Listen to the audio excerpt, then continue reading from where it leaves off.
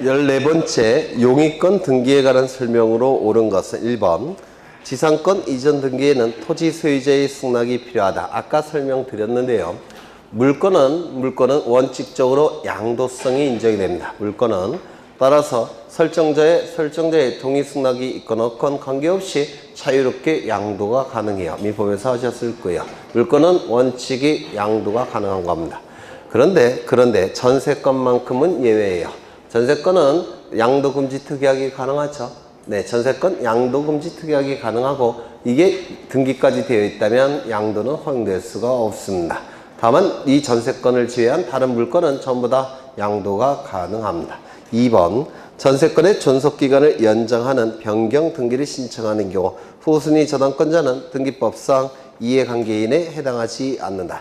여기서 등기법상 이해관계인은 이익이 발생하거나 손해가 발생하는 관계인이란 뜻이 아니고요. 손해가 발생하는 관계인, 즉 이익에 손해가 발생하는 관계인, 이게 등기상 이해관계인이에요. 따라서 이익이 발생하는 자는 등기상 이해관계인이 될 수가 없습니다. 그러면 분필이 지문이 뭐라고 돼? 존속기간을 연장한다 이렇게 돼 있죠. 여기 이러한 부동산이 있고 소유자가 갑이입니다. 갑이 을에게 전세권을 설정해 줍니다. 그래서 전세권 등기가 실행이 됐다는 겁니다. 존속기간 2년으로 하겠습니다. 1순위가 되겠죠. 그 다음에 갑이 병에게 저당권을 설정해 줍니다. 그래서 병은 두 번째로 저당권 등기를 하게 될 겁니다. 그러면 만약에 이 전세권이 소멸하게 되면 우리 민법에 의해서 순위가 어떻게 됩니까? 승진이 되죠. 순위 승진의 원칙. 맞습니까? 이 전세권이 소멸하게 되면 이 병의 순위가 1순위로 승진이 될 겁니다. 이게 말수가 될 테니까. 맞습니까? 그런데 2년에서 3년으로 늘어나게 되면 순위가 승진될 기회가 1년이 연장이 돼버려요. 맞습니까? 그러면 이 병에게는 손해가 발생합니까? 발생하지 않습니까? 손해가 발생합니다. 순위 승진의 기회가 1년 늦춰지죠. 따라서 손해가 발생하니까 이 변경등기 2년에서 3년으로 전세권의 내용이 바뀌는 건데 변경등기 할 때 이제 뭐가 필요합니까? 승낙이 필요합니다. 그렇죠? 네. 그래서 이 지문은 맞는 지문입니까? 틀린 지문입니까? 해당하지 않는다? 틀린 지문이에요. 그렇죠? 해당한다가 맞습니다. 단축이 되면 어쩔까요? 단축이 되면 얘는 손해가 발생합니까? 발생하지 않습니까? 발생하지 않죠. 그래서 이익이 발생할 겁니다. 이익이 발생하는 자는 등기상 이해관계인입니까? 아닙니까? 아니에요. 그러면 승낙서 첨부가 필요 없을 겁니다. 그렇겠죠? 그 다음에 3번 토지 공유자 중 1인을 등기의무자로 하여 그의 지분만을 목적으로 하는 구분지상권 설정할 수 없다. 이거 맞았을까요? 틀렸을까요? 구분지상권도 지상권의 일종이에요. 용의권입니다. 따라서 지분에 대해서 용의권 설정이 가능합니까? 지분에 대해서 용의권, 지상권, 지역권, 전세권, 임차권 설정이 가능합니까? 안 되죠. 네, 구분지상권도 용의권이기 때문에 지분에 대해서는 설정이 불가능합니다. 그래서 이 지문은 맞는 지문이 될 겁니다. 4번 토지 전세권의 존속기간 만료 후에도 토지 전세권에 대한 저당권 설정 등기가 가능한가? 가능합니까? 불가능합니까? 불가능하죠. 존속기간이 만료가 되면 전세권은 소멸합니다. 전세권이 소멸되니까 담보로 제공할 수 있습니까? 없을 겁니다. 5번 상가건물 임대차 보호법상 등기명령에 의한 임차권 등기에 기초하여 임차권 이전 등기를 할 수 있다. 요거 맞았을까요? 틀렸을까요? 이거 예전에 설명을 드렸는데 다시 한번 또 설명을 드리겠습니다. 상가건물이건 주택이건 똑같아요. 여기에 이러한 부동산이 건물이 있고 그리고 갑이 소유자입니다. 갑이 을과 임대차 계약을 체결합니다.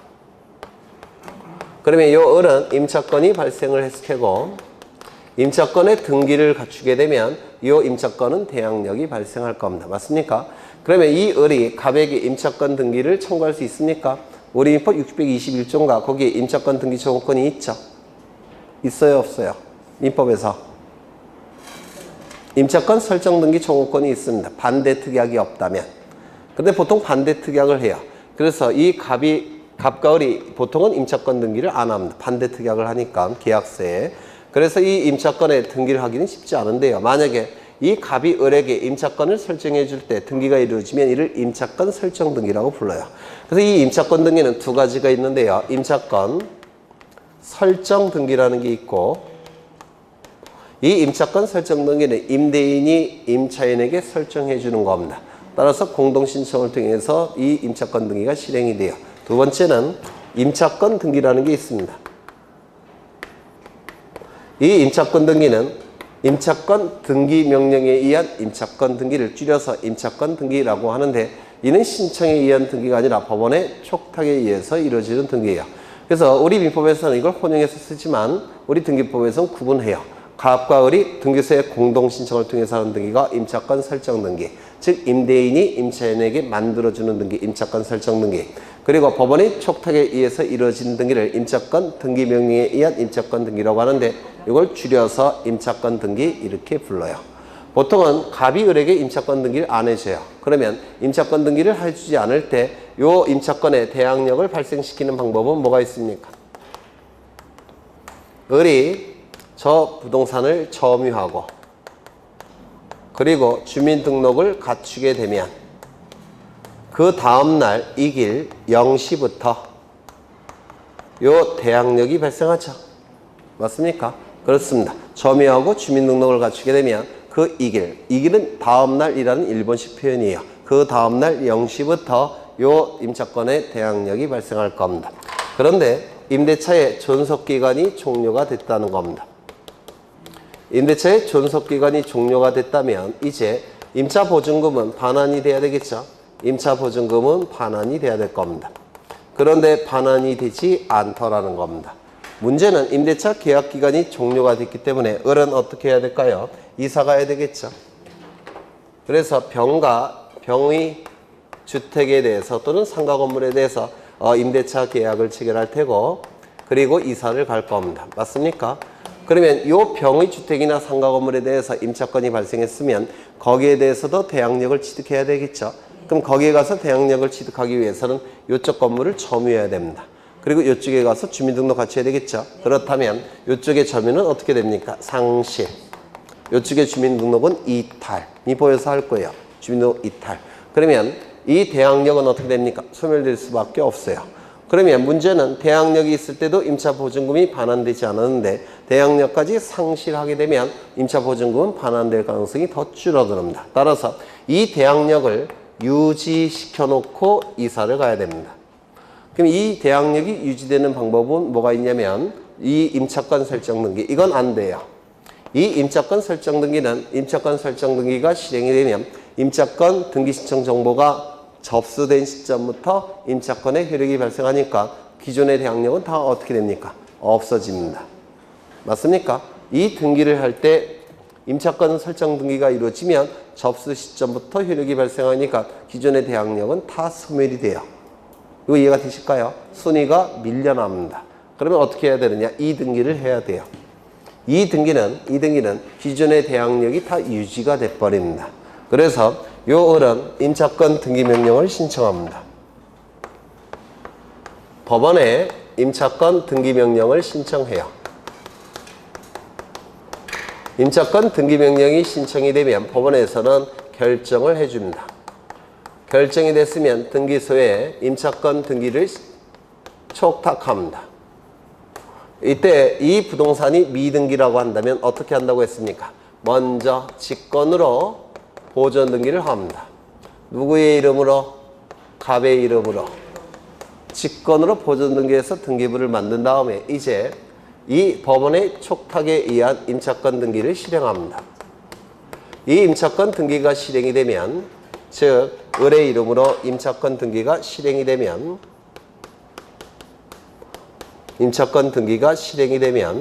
요 대항력이 유지가 돼요.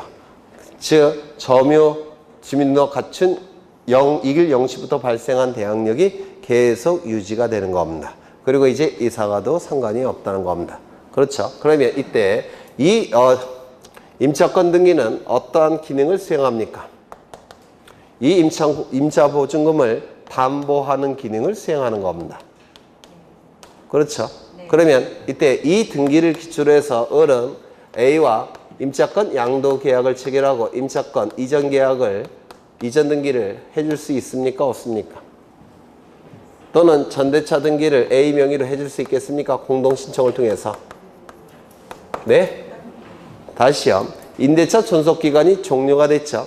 따라서 임차권은 소멸했습니다. 사용수익은 못합니다. 임차권이 소멸되었으니까. 그럼 이 등기는 무슨 의미가 있다고요? 임차보증금을 담보하는 기능만 수행합니다. 따라서 임차권 이미 소멸되었으니까 임차권 이전 등기, 전대차 등기 가능합니까? 불가능합니까? 불가능해요.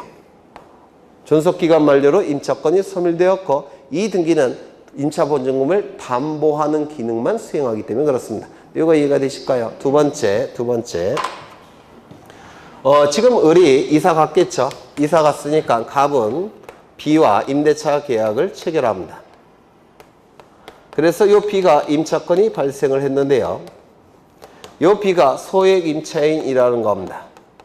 그러면 소액 임차인은 원칙적으로 최우선 면제권이 인정이 되죠? 네. 이때 B는 최우선 면제권 인정이 됩니까? 인정되지 않습니까? 안 돼요. 인정되지 않습니다. 이게 만약에 최우선 면제권을 인정하게 되면 요 보증금 반환에 대한 담보 기능이 어떻게 됩니까? 깨져버려요.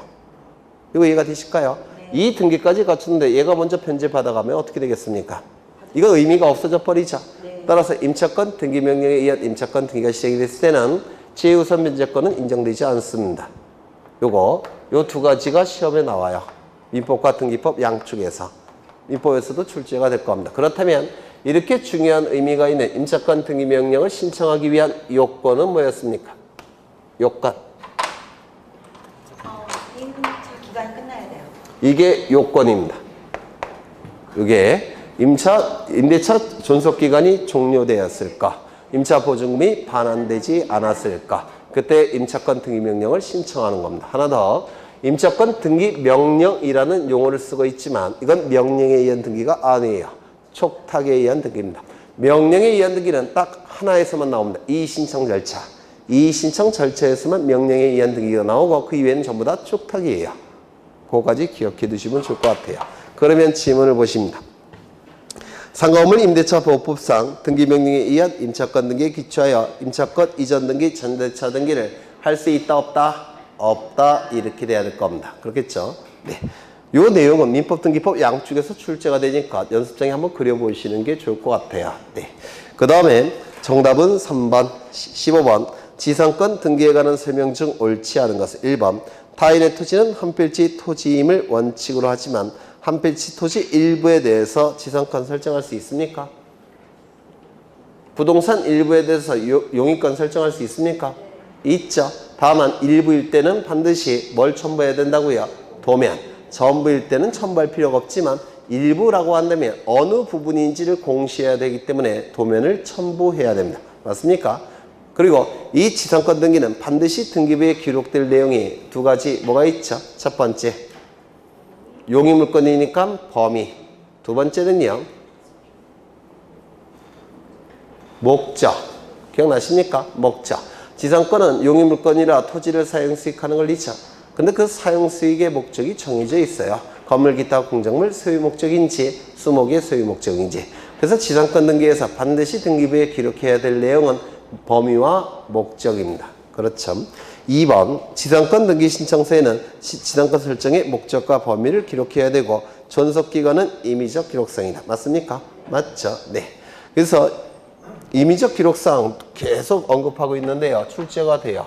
임의적 기록상, 임의적 내용 정보 첫 번째, 특약이라는 문구가 있다든지 약정이라는 문구가 있다든지 합의라는 문구가 있다든지 계약이라는 문구가 있다면 이건 전부 다 뭡니까? 임의적 기록사항이에요. 등기부에 기록하지 않아도 상관이 없는데 기록하기로 특약을 맺었다면, 기록하기로 약정을 맺었다면, 기록하기로 합의했다면 이거는 안 해도 상관없지만 이 합의에서 기록해야 되겠죠. 그래서 이 특약 등기, 약정 등기는 이거 뭡니까? 임의적 기록사항이에요. 그렇죠.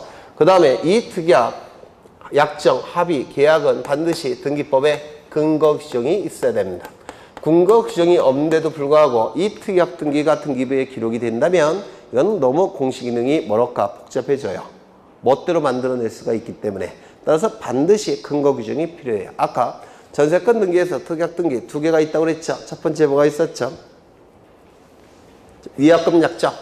두 번째는요, 양도금지 약정. 그래서 전세권 등기에서 특약사항이 그 두 가지입니다. 위약금이나 손해배상 약정. 그 다음에 양도금지 약정, 담보제공금지 약정.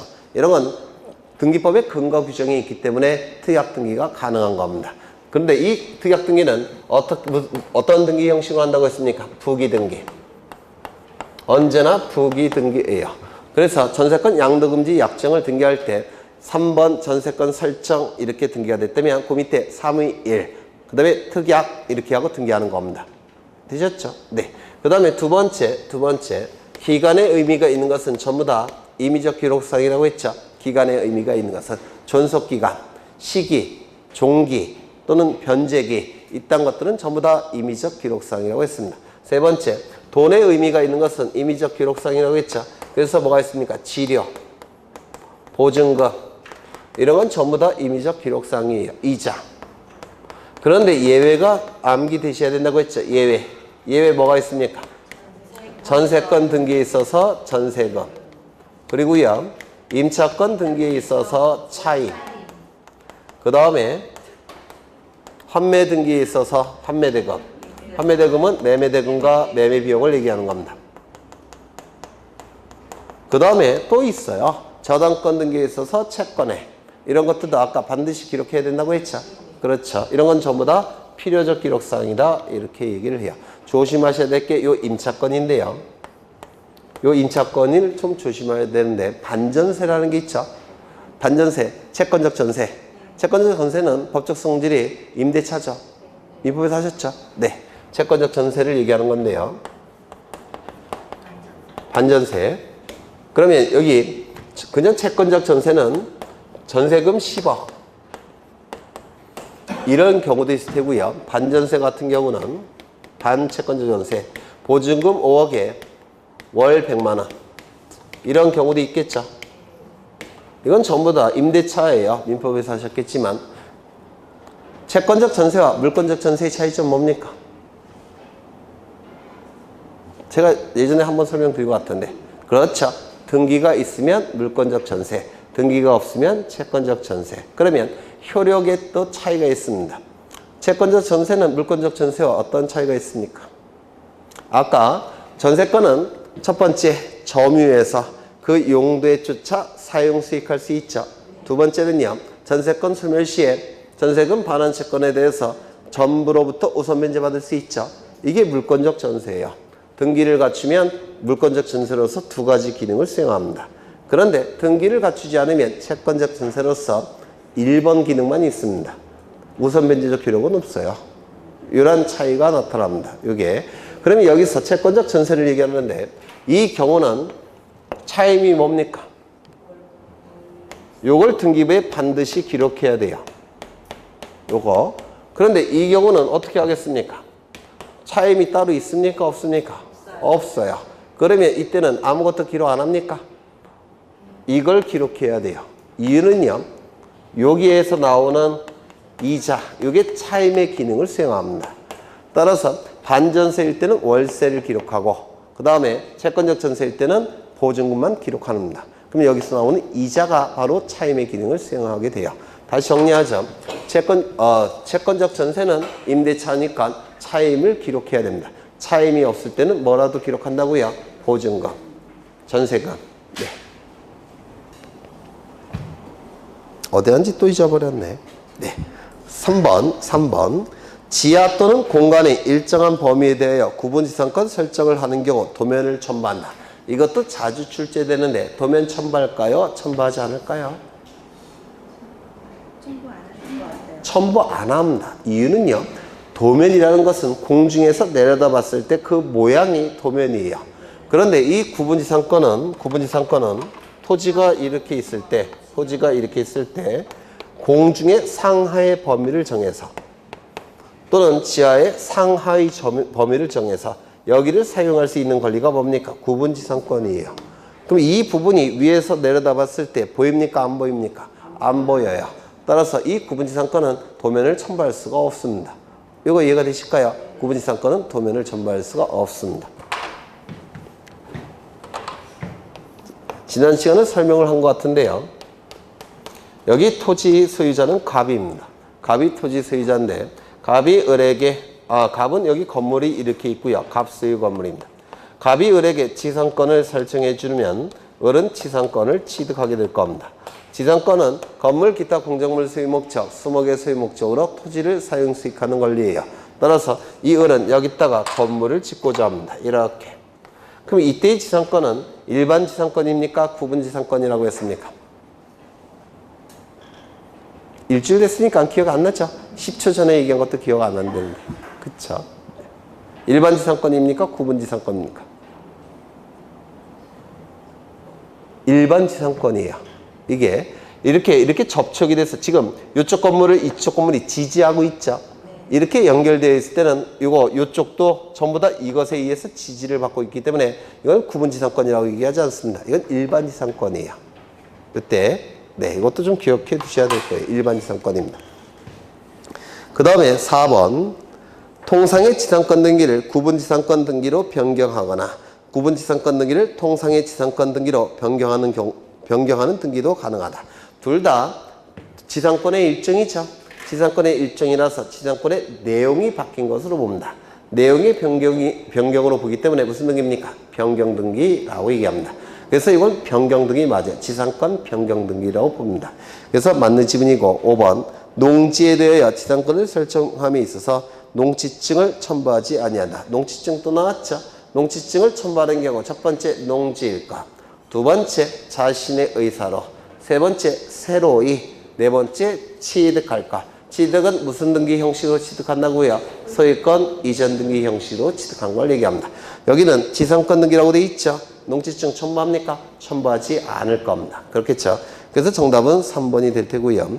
26번 지역권 등기에 관한 설명 중 옳지 않은 것은 지역권은 유역지 소유권에 대하여 수반성을 가지기 때문에 지역권은 유역지로부터 분리하여 이를 양도하거나 또는 다른 권리의 목적으로 하지 못한다. 따라서 지역권만의 이전 등기는 허용되지 않는다. 맞았습니까? 틀렸습니까? 맞았죠? 요거 그림 안 그려도 이해되십니까? 네, 수반성, 부정성에 의해서 보통 지역권 등기는 등기 명의도 기록하지 않습니다. 소유권자에 따라다니고 있기 때문에 등기도 하지 않아요. 무슨 얘기냐면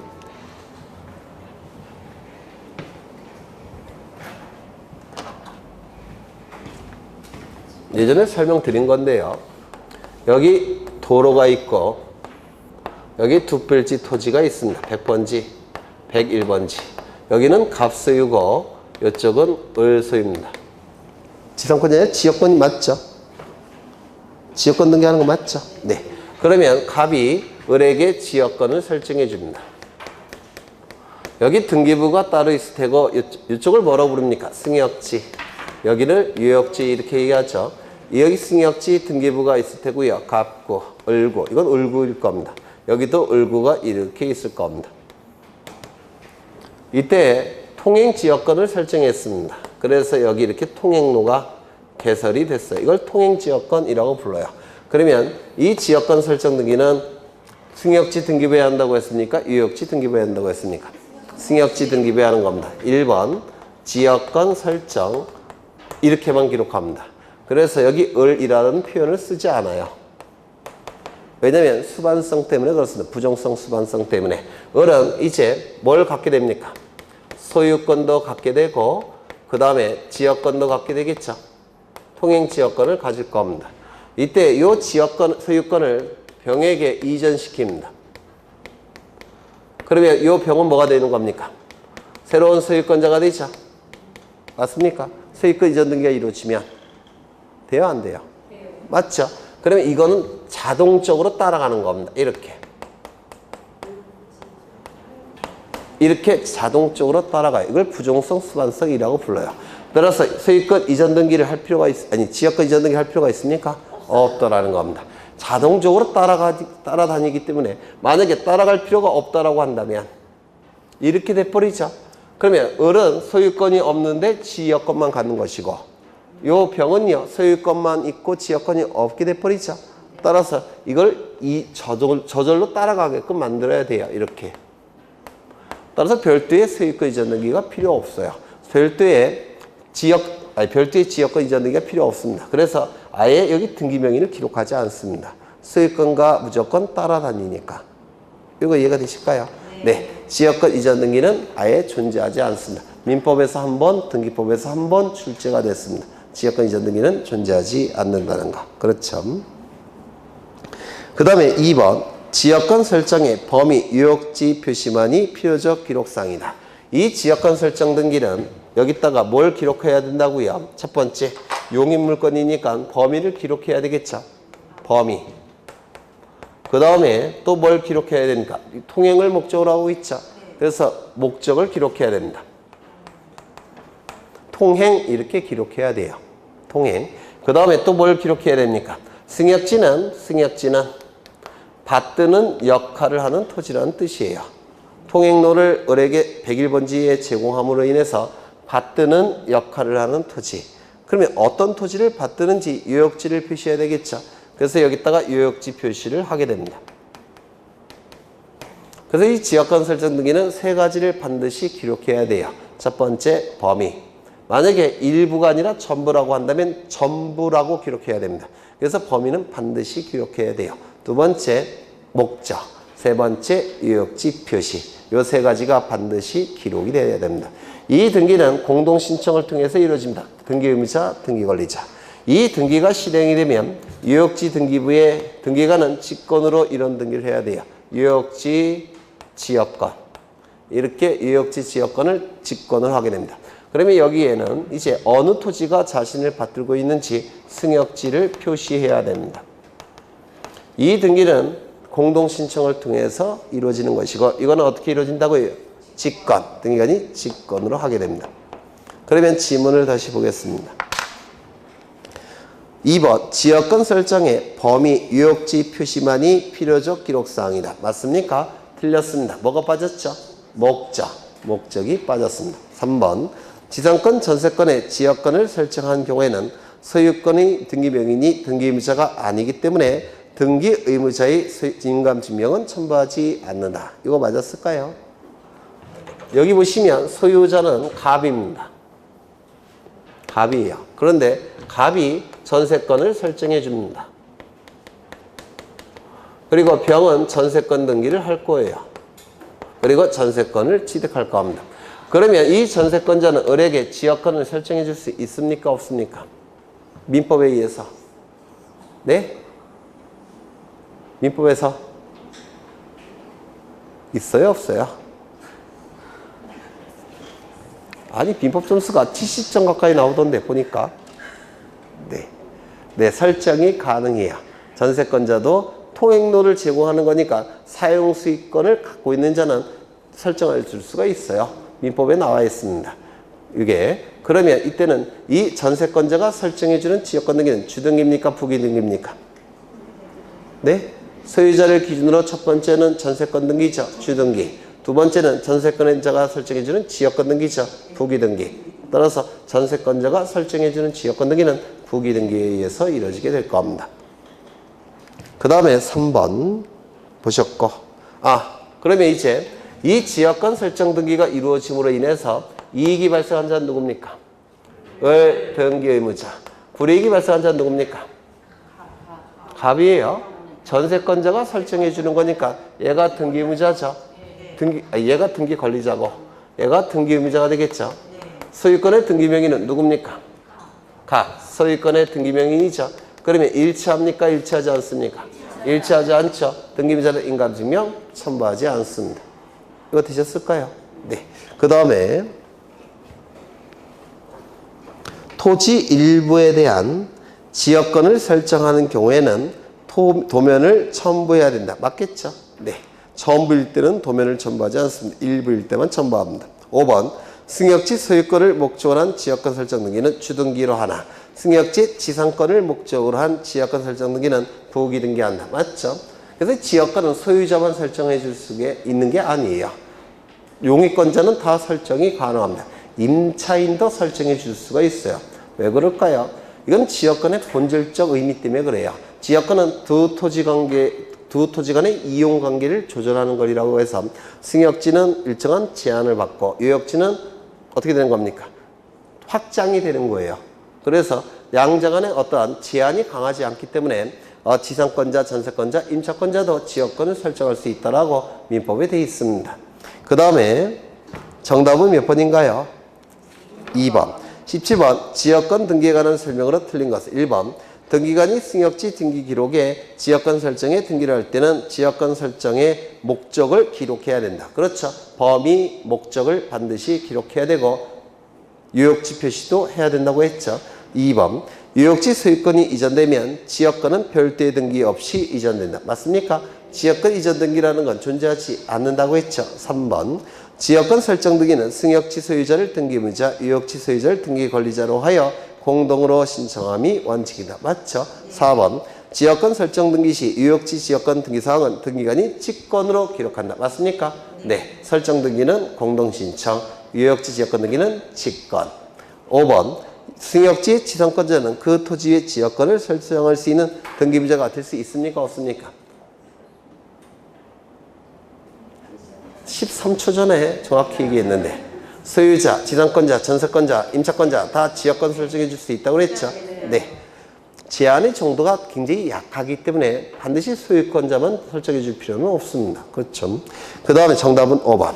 18번 전세권 등기에 관한 설명으로 틀린 것은 1번 수개의 부동산에 관한 권리를 목적으로 하는 전세권 설정 등기 할 수 있습니까?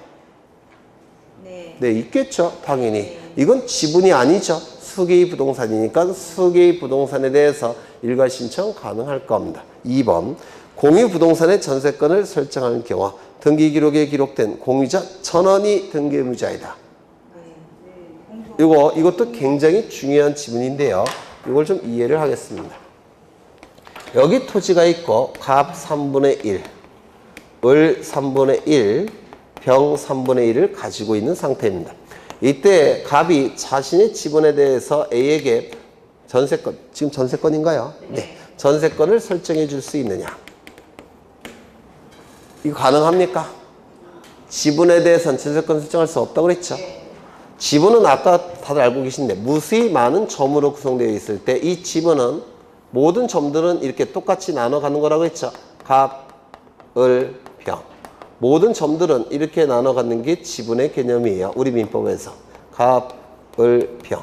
그러면 갑이 자신의 지분에 대해서 A에게 전세권을 설정해 줄 수 있다면 A는 전세권자로서 이 부분만 사용 수익해야 돼요. 이게 가능합니까? 불가능합니까? 불가능해요. 그래서 이 지분은 용의권 설정이 허용되지 않는 겁니다. 사람이 이 부분만 골라서 사용할 수 있습니까? 갑이 갖고 있는 이 부분만 골라서 사용할 수 있습니까? 없어요. 그래서 이 지분에 대해서 용의권 설정이 처음부터 허용되지 않는 겁니다. 그런데 이건 가능할까요? 갑을병이 B에게 전세권을 설정해 주는 거. 이건 가능할까요? 가능하죠. 그러면 B는 모든 부분을 다 사용할 수 있는 거 아닙니까? 그렇죠. 그래서 이거는 용의권 설정이 가능합니다. 지분권자 전원은 용의권 설정을 해줄 수가 있습니다. 그러면 이 전세권 설정 등기가 이루어짐으로 인해서 이익이 발생한 자는 누굽니까? 비등기 권리자. 불이익이 발생한 자는 누굽니까? 갑, 을, 병 등기임자.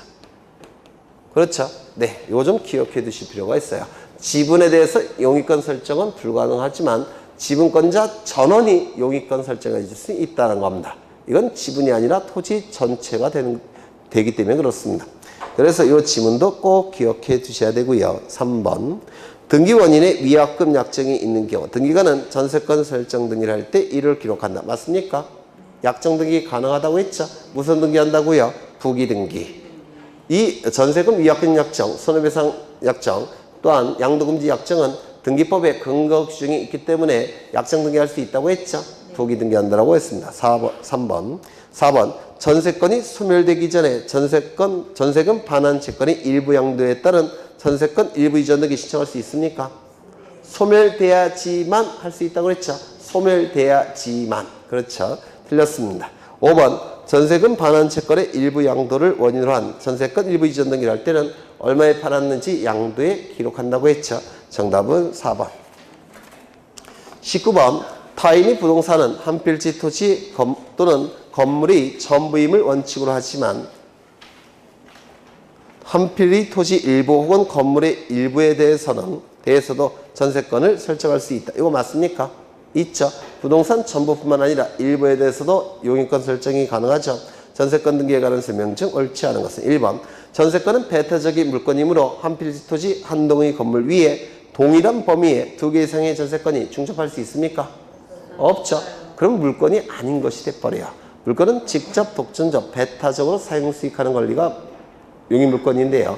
만약에 동일한 범위에 두 사람의 용익권자가 있게 되면 이거는 직접 독점적 배타적으로 사용이 불가능해집니다. 따라서 양립할 수가 없습니다. 범위를 달리한다면 양립할 수 있습니까? 네. 이건 가능하겠죠. 2번 전세금, 전세금이 지금은 전세권의 요소이다.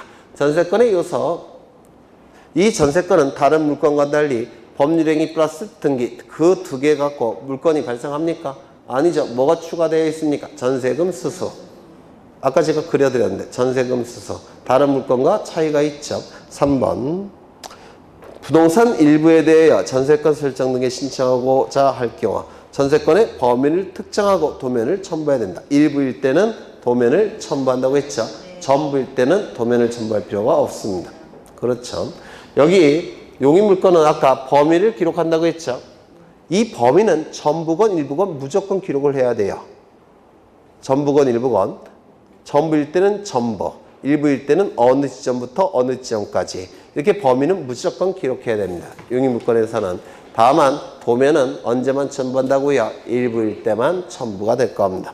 그 다음에 3번 부적고 4번 전세금 감액에 따른 전세권 변경 등을 신청하는 경우 전세권을 목적으로 하는 저당권자는 손해가 발생하기 때문에 등기상 이해관계인이 될까요? 안 될까요? 이것도 오해의 여지가 있는데 여기 이러한 부동산이 있고요. 소유자가 갑입니다. 갑이 을에게 전세권을 설정해 줍니다. 그러면 전세금이 얼마냐면 전세권 등기를 할 테고 전세권을 취득했을 겁니다.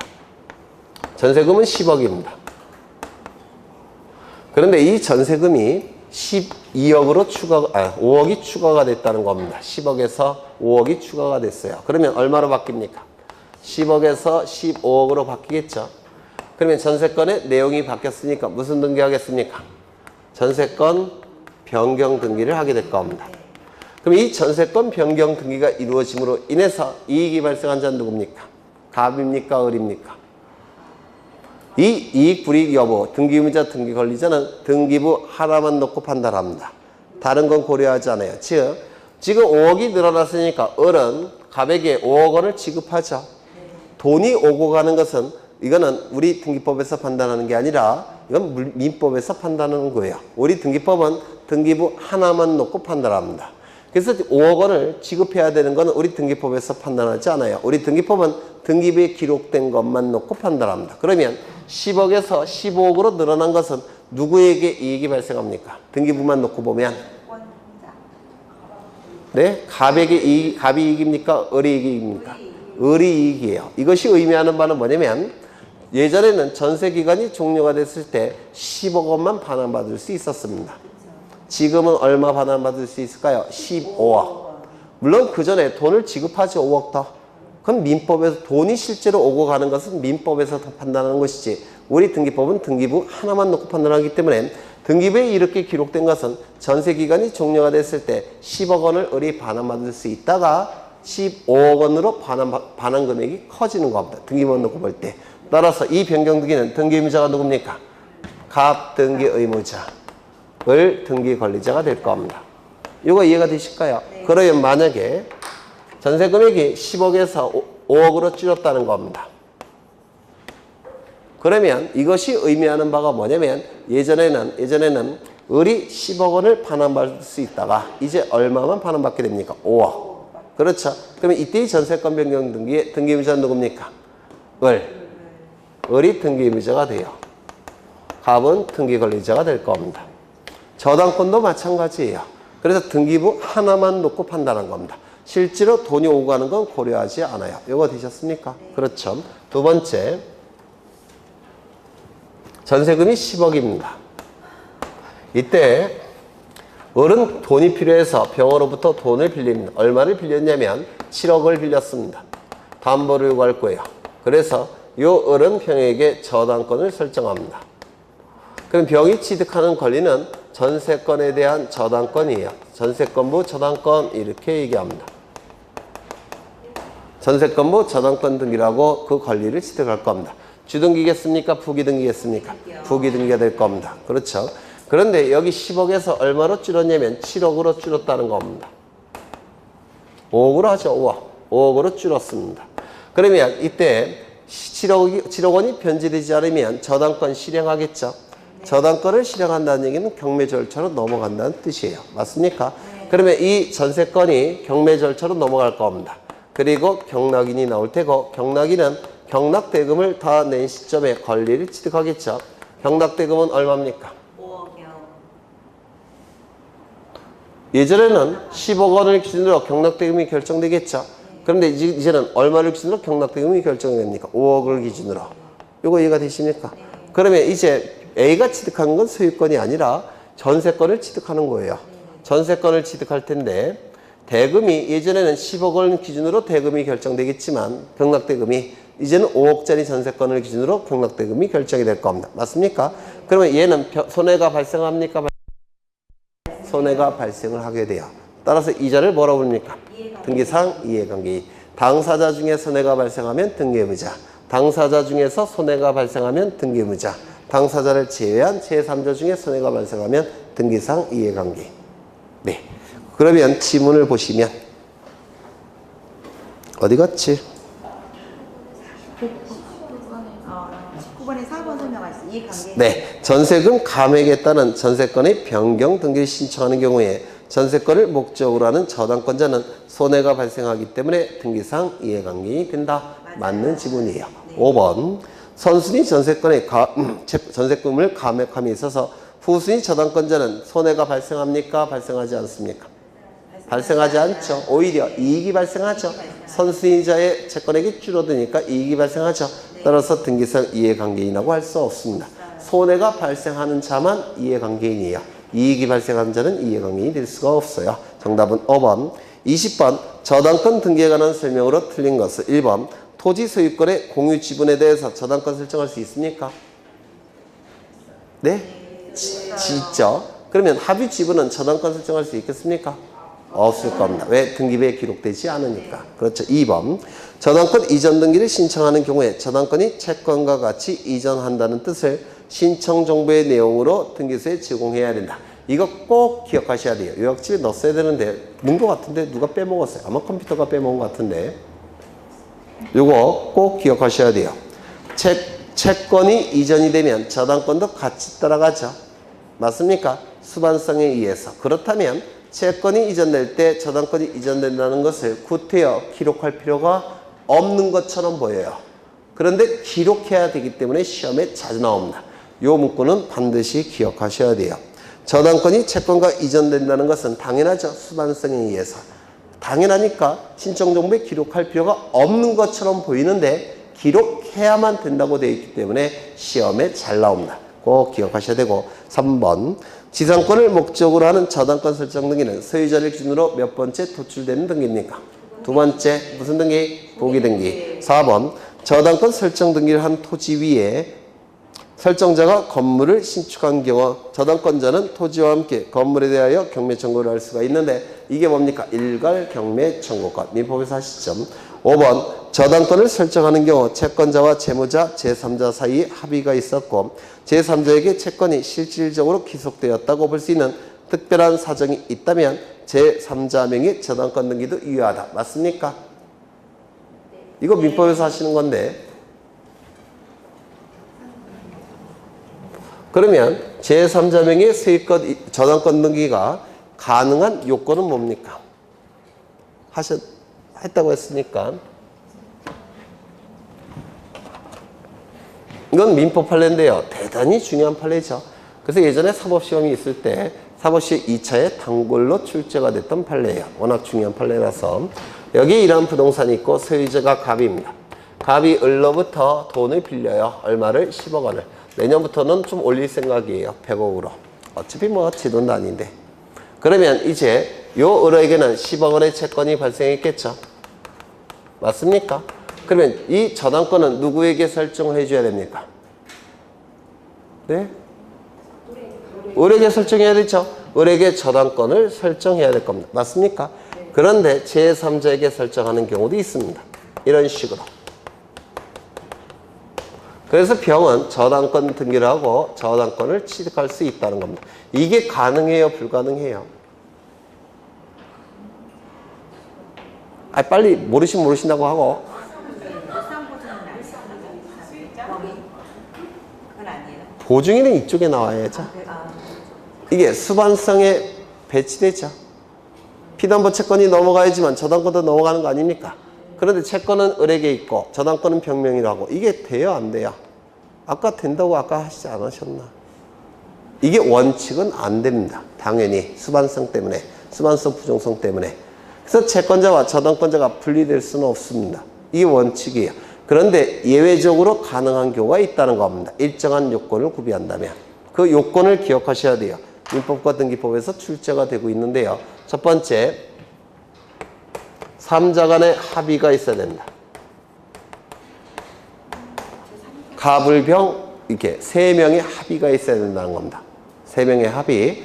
그 다음에 두 번째, 요 채권이 병에게 실질적으로 기속이 돼야 됩니다. 처음 들으세요? 들으셨죠? 네. 그러면 3자 간의 합의가 있고 요 채권이 이 제3자에게 실질적으로 기속돼야 되는데 실질적으로 기속되는 경우는 3가지가 있어요. 뭐가 있을까요?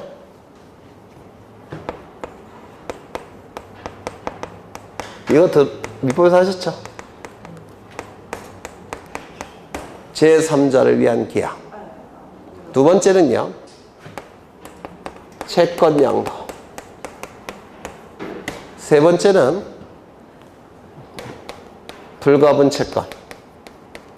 요 3가지 방법을 통해서 요 피담보 채권이 제3자에게 실질적으로 기속이 될 때 이때 안에서 제3자 명의의 저당권 설정 등기가 가능합니다. 민법, 등기법 양쪽에서 출제가 되고 있기 때문에 좀 기억해 두실 필요가 있어요. 이게 표정 보니까 처음 보는 것 같기도 하고. 지문을 보죠. 지문을. 저당권을 설정하는 경우 채권자와 채무자 제3자 사이에 합의가 있고 3자 간의 합의가 있고 제3자에게 그 채권이 실질적으로 기속되었다고 볼 수 있는 특별한 사정이 있다면 제3자 명의의 저당권 등기도 유효하다. 그러면 실질적으로 기속되는 경우 3가지, 판례가 언급한 3가지. 첫 번째, 제3자를 위한 계약. 두 번째, 채권 양도. 세 번째, 불가분 채권. 요 3가지 방법을 통해서 제3자에게 채권이 실질적으로 기속이 됐다면 3자 간의 합의가 있을 때 제3자 명의의 저당권 등기가 가능하다라고 얘기를 합니다. 그 다음에 20번의 정답은 3번. 21번. 다음은 근저당권 등기에 관한 설명이다. 옳지 않은 것은 1번. 근저당권의 목적이 될 수 있는 것은 소유권, 지상권, 전세권의 하나다. 맞습니까? 소유권부 저당권, 지상권부 저당권, 전세권부 저당권. 소유권부 저당권은 주등기, 부기등기, 주등기. 전세권부 저당권, 지상권부 저당권은 소유자로부터 몇 번째 도출, 두 번째 도출, 무슨 등기? 부기등기. 2번. 근저당권은 권리 일부에 대해서 이를 설정할 수 있으나 부동산 물리적 일부에 대해서 이를 근저당권 등기할 수 있습니까? 다시요. 부동산 자체의 일부에 대해서는 소유권 등기, 저당권 등기, 처분 제한 등기 가능하다고 했죠? 돼요? 에이, 또 거짓말 하시고 있는데. 부동산 자체의 일부에 대해서 소유권 등기, 저당권 등기, 처분 제한 등기 안 되죠? 부동산 권리의 일부에 대해서는 소유권 등기, 저당권 등기, 처분 제한 등기 가능하다고 했죠? 그렇죠? 그럼 부동산 일부에 대한 지상권, 지역권, 전세권, 임차권 등기는 가능하죠? 지분에 대해서는 불가능하다고 했죠? 네. 그 표를 반드시 외우셔야 돼요. 그러면 저당권은 지분에 대해서는 할 수 있지만 부동산 일부에 대해서 저당권 등기 가능합니까? 안 된다고 했죠? 그 표를 반드시 외우셔야 돼요. 이게 기계적으로 암기될 정도로 외우셔야 돼요. 3번. 채권 최고액 채무자 근저당권의 목적이 소유권 이외의 권리인 경우에는 신청세 그 권리를 표시해야 된다. 맞습니까? 맞죠? 4번 채권 최고액은 반드시 단일하게 기재해야 되고 채권자, 채무자가 수인일지라도 채권자 또는 채무자별로 구분하여 기록할 수 있다 없다? 없다. 5번 근저당권 설정자와 채무자가 동일한 경우에는 채무자의 필시는 생략합니까? 생략할 수 없다고 했죠. 정답은 5번. 22번 다음은 저당권 등기에 관한 설명이다. 옳지 않은 것은 저당권부 채권에 대한 질권을 등기할 수 있습니까? 네? 이거 꼭 기억하시라고 했는데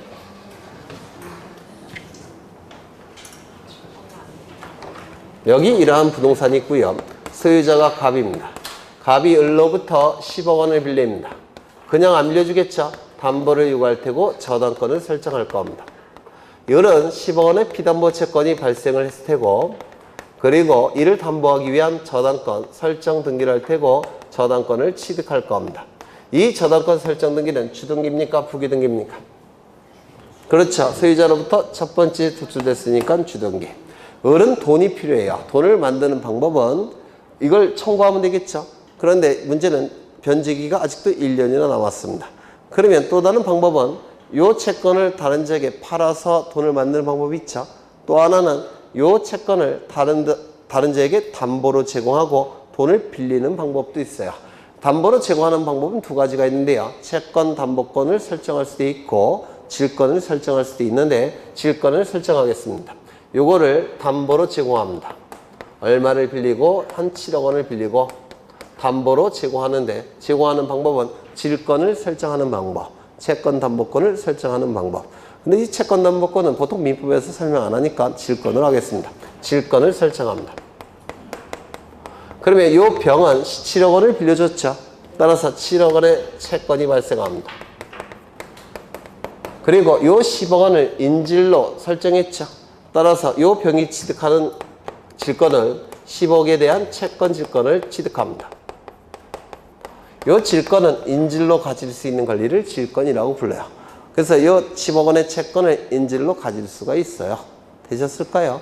그런데 이 채권이 질권 설정을 통해서 병에게 넘어가고 있죠. 그렇죠. 인질로 맡겨지지 않았습니까? 인질로. 10억 원의 채권을 인질로 가질 수 있는 권리. 이를 채권 질권이라고 불러요. 그러면 채권이 지금 병으로 인질로 넘어갔죠. 그러면 인질로 넘어갈 때 이 저당권도 어떻게 될까요? 수반성에 의해서 따라가죠. 맞습니까? 수반성에 의해서 따라가니까 이 채권만 넘어가는 게 아니라 저당권도 붙어서 넘어갑니다. 그렇겠죠? 수반성에 의해서. 이를 저당권부 채권질권이라고 불러요. 저당권부 채권질권. 그러면 이 저당권부 채권질권, 여기서 질권은 등기가 불가능하죠. 하지만 이 저당권은 등기가 가능합니다. 그러면 이 저당권 등기는 소유자를 기준으로 해서 몇 번째 도출되고 있습니까? 두 번째. 따라서 무슨 등기 하겠습니까? 부기 등기를 하는 겁니다. 그렇지만 저당권이 여기에 효력을 미칠 수가 있어요. 저당권부 채권질권은 무슨 등기 한다고요? 부기 등기. 되셨을까요? 그러면 이게 질권 설정이 아니라 채권 담보권을 설정하는 경우도 있습니다. 채권 담보권 설정. 그러면 이때는 저당권부 채권 담보권을 취득하는 겁니다. 저당권부 채권 담보권. 그럼 이 저당권부 채권 담보권도 무슨 등기 하겠습니까? 주등기, 부기등기, 부기등기. 네. 지문을 다시 보시면 어디 갔지? 22번. 네. 저당권부 채권에 대해서 질권을 등기할 수 있다 없다? 있다. 무슨 등기한다? 부기 등기한다. 이거 하나 기억하시면 돼요. 저당권부 채권 질권은 부기 등기합니다. 2번. 저당권 설정 등기에 말소 등기를 함에 있어서 저당권 설정 후 소유권이 제3자에게 이전된 경우에는 설정자 제3취득자가 저당권자와 공동으로 그 말소 등기를 신청할 수 있다. 이거 맞았을까요? 틀렸을까요? 네. 저당권 설정 등기, 말소 등기함에 있어서 설정 후 소유권이 제3자에게 이전된 경우에는 저당권 설정자 또는 제3취득자가 저당권자와 공동으로 그 말소 등기를 신청할 수 있다. 맞습니까? 변제로 소멸됐을 때는 종전 소유자, 현재 소유자가 둘 다 등기 권리자였고 설정 계약이 원인 무효일 때는 현재 소유자는 등기 권리자고 종전 소유자는 등기 권리자가 아니라고 지난 시간에 강조드렸죠. 네. 그 다음에 4번, 3번. 특정물의 지급이나 종류물의 일정한 수량의 지급을 목적으로 한 채권인 경우에도 근저당권 설정할 수는 없다. 이건 민법에 하셨을 텐데, 요 피담보 채권은 어디 갔지? 네, 피담보 채권은 반드시 금전 채권일 필요가 있습니까? 없습니까? 민법에서.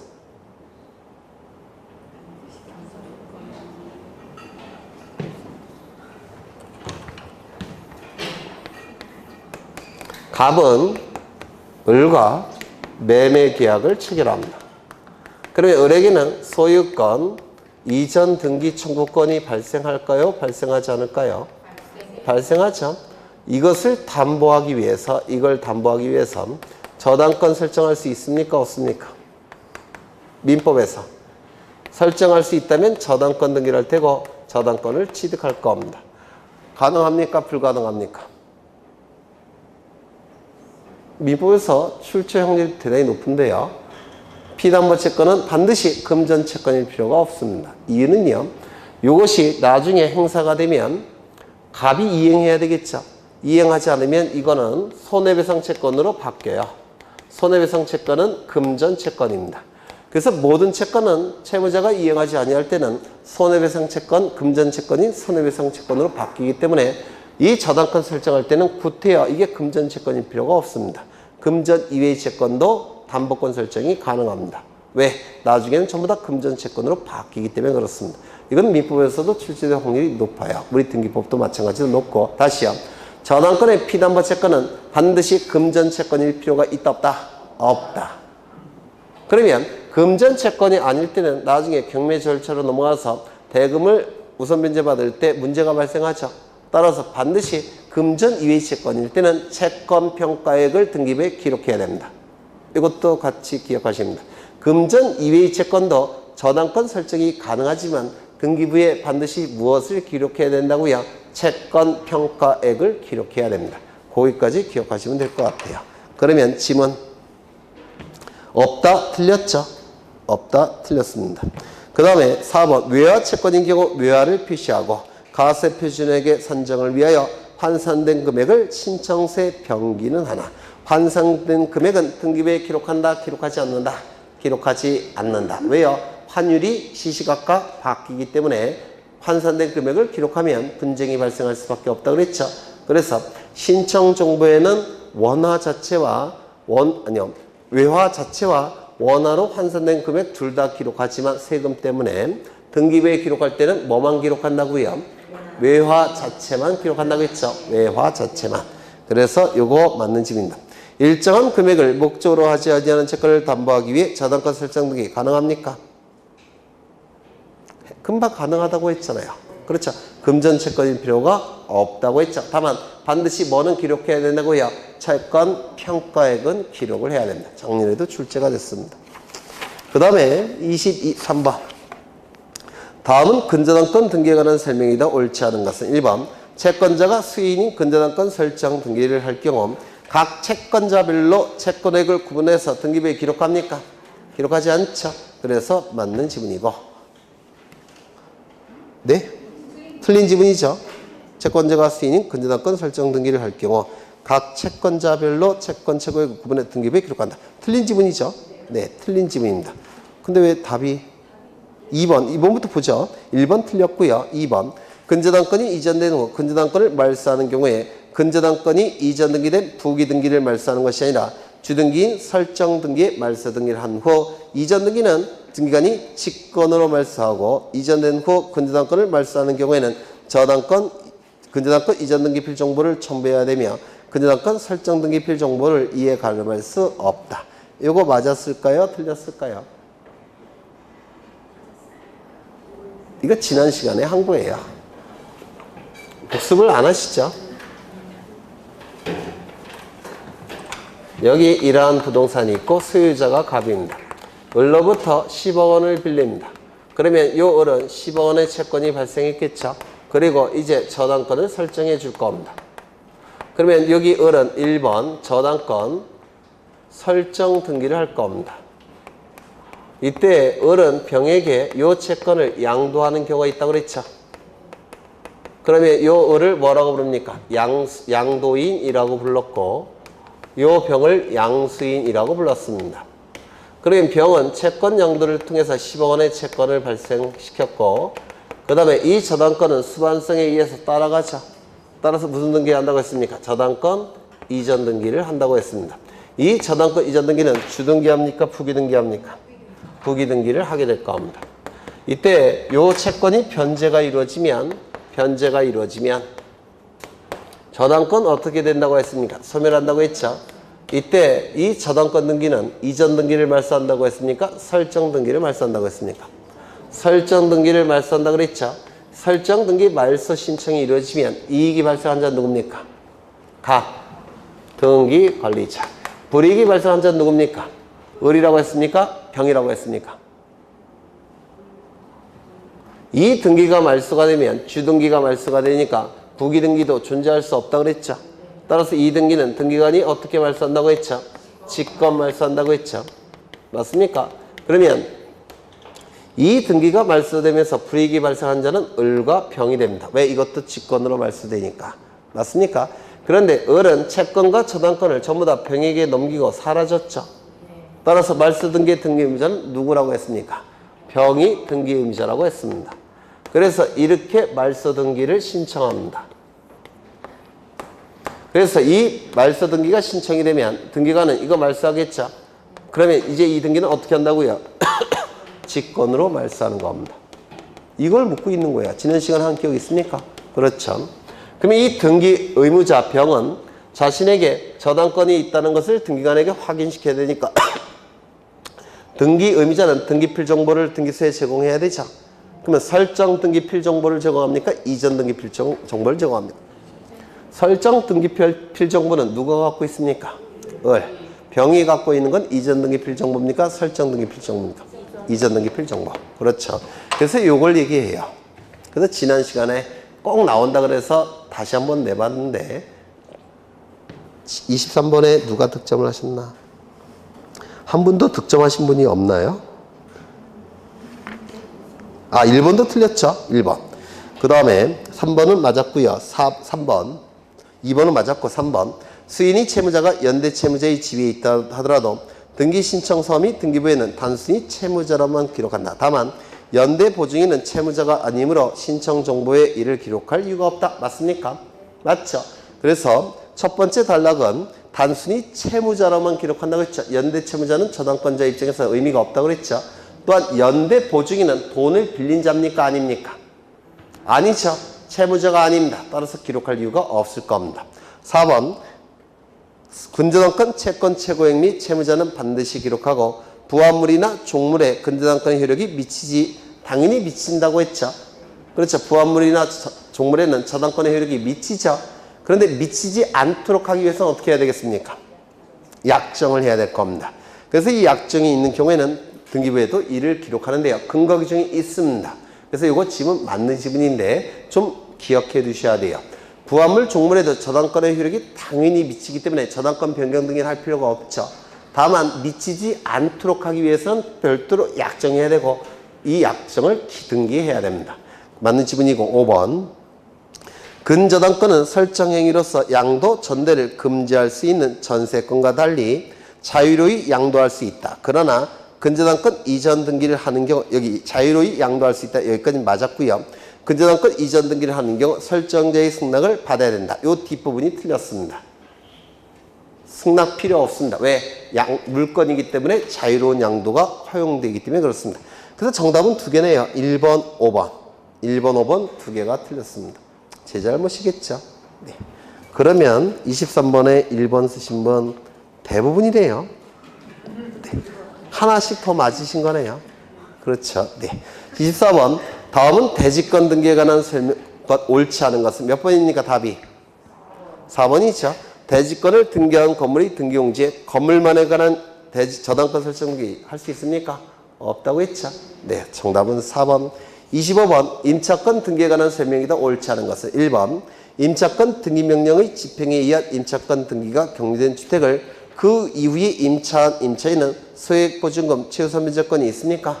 없다고 했죠. 2번 차임은 필요적 기록상이나 차임이 존재하지 않고 임차 보증금만의 지급만을 내용으로 하는 임대차, 채권적 전세의 경우에는 보증금이 필요적 기록상이다. 맞습니까? 맞다고 했죠? 3번. 주택 임대차와 상가건물 임대차의 경우 임차인이 임차권 등기 명령을 신청하는 경우 법원이 촉탁에 의해서 임차권 등기가 가능하다. 맞습니까? 임차권 등기 명령에 의한 임차권 등기는 촉탁에 의한 등기라는 거 기억하셔야 되죠. 4번. 주택 임차권 등기 및 상가건물 임차권 등기가 격려된 경우에는 그 등기에 기초한 임차권 이전 등기, 임차물 전대 등기를 할 수 있습니까? 없죠. 네. 요게 틀렸을 테고요. 5번. 법원의 임차권 등기 촉탁에 의하여 임차권 등기가 실행되면 대항력과 우선 면제권이 발생하며 이미 발생한 경우에는 대항력과 우선 면제권은 유지된다. 맞습니까? 맞죠. 정답은 4번. 그래서 23번의 정답은 1번, 5번 두 개가 틀린 것 같아요. 1번, 5번. 네. 그래서 거의 또 이것도 지금 평균 점수가 너무 높은데. 그래서 이거는 본시험 수준입니다. 본시험 지문들이에요. 아직도 7월달, 8월달, 9월달, 10월달이 남았으니까 네, 이 정도 점수 나오시면 거의 다 한 8개에서 9개는 충분히 득점이 가능해요. 12문제 중에서. 네, 다음 시간에는 오늘보다 조금 어렵고 더 중요한 내용이 많기 때문에 다음에 꼭 나오셔야 돼요. 고생하셨고 다음 주에 뵙겠습니다. 수고하셨습니다.